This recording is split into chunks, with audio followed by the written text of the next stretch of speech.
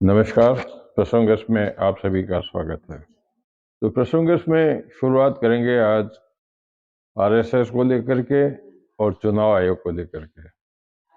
लोकसभा चुनाव कल पूरी संभावना है कि घोषित हो जाएंगे कि कब चुनाव होने हैं, लेकिन ठीक इससे पहले लोकसभा चुनाव से ठीक पहले आरएसएस का भी 3 दिवसीय मंथन शिविर आज से शुरू हो गया, जिसमें 1200 से 1300 के लगभग प्रतिनिधि भाग ले रहे हैं।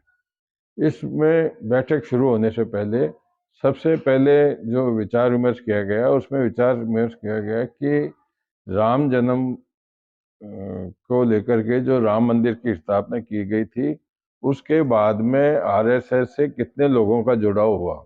मतलब आंकड़ों पर विचार विमर्श किया गया कि अयोध्या में राम मंदिर बनने के बाद में राष्ट्रीय स्वयंसेवक से कितने लोगों का जुड़ाव हुआ। इसके बाद में बैठक शुरू हुई। 3 दिन तक बैठक चलेगी। प्रमुख रूप से इसमें जितने भी पदाधिकारी हैं जो अब तक विभिन्न प्रदेशों में, इनके प्रदेश अलग होते हैं, अपने राजनीतिक रूप से प्रदेश होते हैं, भौगोलिक रूप से प्रदेश होते हैं, लेकिन इनके आरएसएस के जो प्रदेश होते हैं वो अलग अपने स्तर पर होते हैं, जिनमें जो प्रदेश प्रभारी है उनकी जिम्मेदारी भी नहीं दी जाएगी। 40 जो ऐसे पदाधिकारी हैं जिनको विभिन्न प्रकार की जिम्मेदारियां दी गई, उनको भी नई जिम्मेदारी दी जाएगी। इसके साथ साथ में ही 2021 से दत्तात्रेय बोलसले सर कारवा बने हुए हैं, उनके स्थान पर भी नए सर कारवा का चुनाव भी होगा।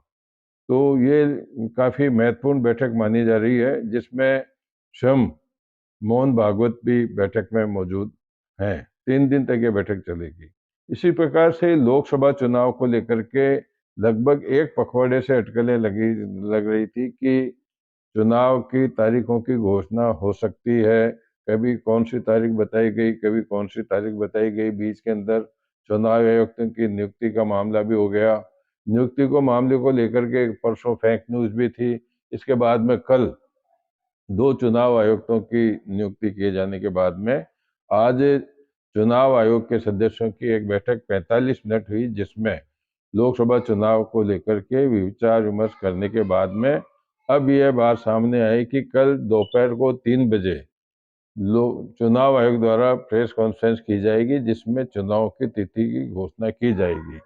समझा जाता है कि इसके साथ साथ में जिन विधानसभाओं में चुनाव होने हैं, जहां उप चुनाव भी होने हैं, जहां विधानसभा की सीटें खाली है, उन पर भी निर्णय हो जाएगा। और कल सब कुछ सामने होने के बाद में आचार संहिता लग जाएगी।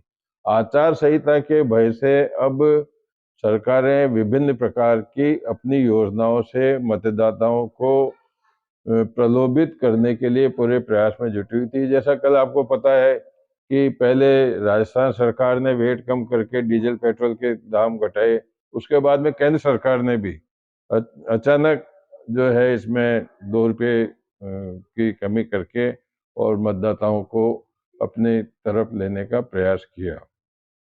लेकिन इसके साथ साथ में तबादलों का दौर भी जारी रहा। तबादलों की बात मैं लगातार कह रहा हूँ कि तबादलों का जोर थम नहीं रहा है, होते जा रहे हैं।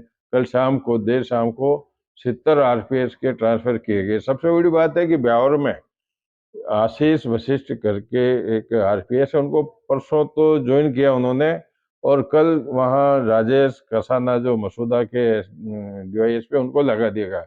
24-24 घंटे भी एक अधिकारी एक पद पर नहीं रह रहा है, इस प्रकार से ट्रांसफर कर रहे हैं। आज भी बड़ी ट्रांसफर लिस्ट निकली है। पंचायत विभाग में जो लिस्ट निकली है, पंचायत विभाग में सहायक अभियंता और कनिष्ठ अभियंताओं के तो तबादले किए ही गए हैं। अभी शाम को जब आपसे बात कर रहा हूँ तब लिस्ट सामने आई है। इसी के साथ साथ में चिकित्सा विभाग में भी काफी तबादले किए गए हैं। 5 आरटीओ भी कल बदले गए, डीटीओ भी कल बदले गए थे। तो इसके साथ साथ में अब जो जनप्रतिनिधि हैं, चाहे वो पंचायत से जुड़े हों, चाहे स्वायत्त शासन विभाग से जुड़े हुए हों, उनके भी जो मानदेय भत्ता दिया जाता है, उनमें उनकी वृद्धि की गई है। जिला प्रमुख की, प्रधान की, सरपंचों की, नगर पालिका में नगर पालिका अध्यक्षों की, सभापति की, मेयर आदि की, इनकी जो मानदेय भत्ते में बढ़ोतरी तो की गई है, साथ में पार्षदों के भी जो मानदेय भत्ता उसमें बढ़ोतरी की गई है। पार्षदों के लिए तो जो बैठक में भाग लेने पर जो उनको भत्ता दिया जाता है, उसमें भी 10% की बढ़ोतरी की गई है। तो ये सब चुनाव से पहले की गई।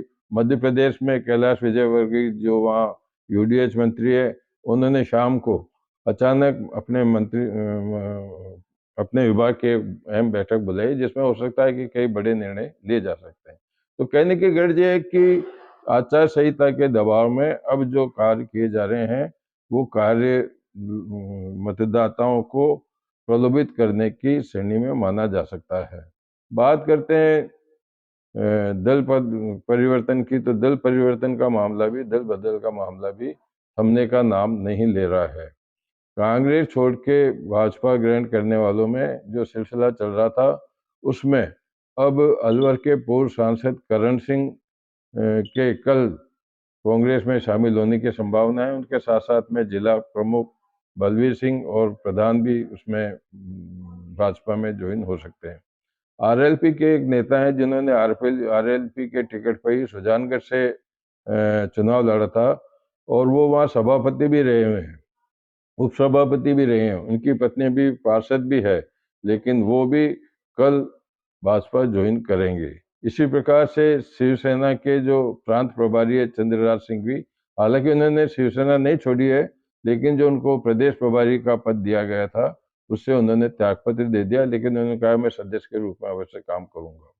बंगाल में भी जो टीएमसी के सांसद थे अर्जुन सिंह, उन्होंने भी टीएमसी ममता का साथ छोड़ के और भाजपा ज्वाइन कर ली। तो ये सिलसिला भी चल रहा है जो लगभग कल समाप्त हो जाएगा।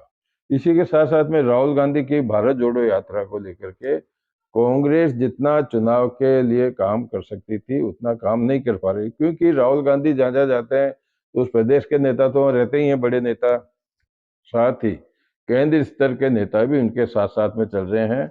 लेकिन 17 मार्च को उनकी भारत जोड़ो न्याय यात्रा समाप्त होने जा रही है महाराष्ट्र में।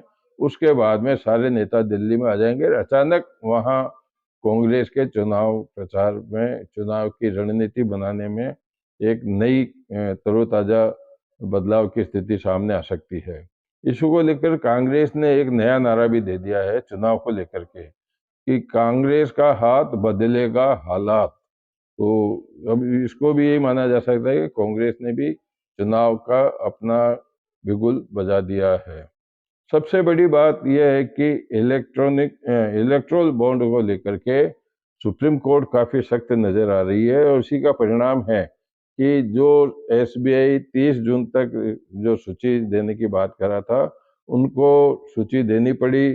चुनाव आयोग के जो वेबसाइट है उसको भी उनको उस पर अपलोड करना पड़ा, और जो जानकारियां मिली है उस जानकारी के अंदर भाजपा के खिलाफ कांग्रेस को बहुत बड़ी एक ऐसी हथियार मिल गया है, जिसको लेकर के उनको घेरना शुरू कर दिया। कांग्रेस के बड़े नेताओं का, जिसमें अशोक गहलोत भी शामिल है, उनका तो कहना है कि भाजपा ने दूसरी कंपनियों से तो बॉन्ड के माध्यम से धन लिया ही लिया, लेकिन जुआ सट्टा चलाने वालों को भी नहीं छोड़ा। तो अब ये मुद्दा उनको चुनाव के लिए काफी बड़ा मिल गया। लेकिन आम लोगों में एक चर्चा है कि जिनको अडानी और अंबानी को, जिनको सरकार, केंद्र सरकार का अंग माना जाता है, उनका लिस्ट में कहीं भी कोई नाम नहीं है। तो ये सारी चर्चा भी एक मुद्दा बनी हुई है जो चुनाव के दौरान चलती रहेगी। लेकिन इससे जो आंकड़े सामने आए हैं, उससे हो सकता है कि कांग्रेस को काफी हद तक इससे लोगों की सहानुभूति मिल सकती है। दिल्ली में जो शराब घोटाला था, मनी लॉन्ड्रिंग को लेकर के मनीष सिसोदिया लगातार जेल में बंद हैं।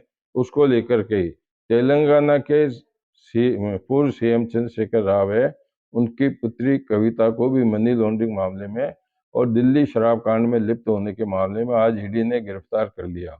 गिरफ्तार करने से पहले वहां जब ईडी उनके आवास पर पहुंची थी, तो केटीआर राव और ईडी के सामने बड़ी नोकझोंक हुई, तीखी नोकझोंक हुई। इसके बाद में उन्होंने गिरफ्तार करके अभी रात को 7:45 वो तेलंगाना से दिल्ली के लिए रवाना हो चुके हैं। बात करते हैं प्रधानमंत्री नरेंद्र मोदी की। तो प्रधानमंत्री नरेंद्र मोदी की भी कोयम्बटूर के अंदर एक रोड शो होने की चर्चा थी, जिसको लेकर के सुरक्षा की दृष्टि से उनको वहाँ रोड शो करने की अनुमति नहीं दी गई थी।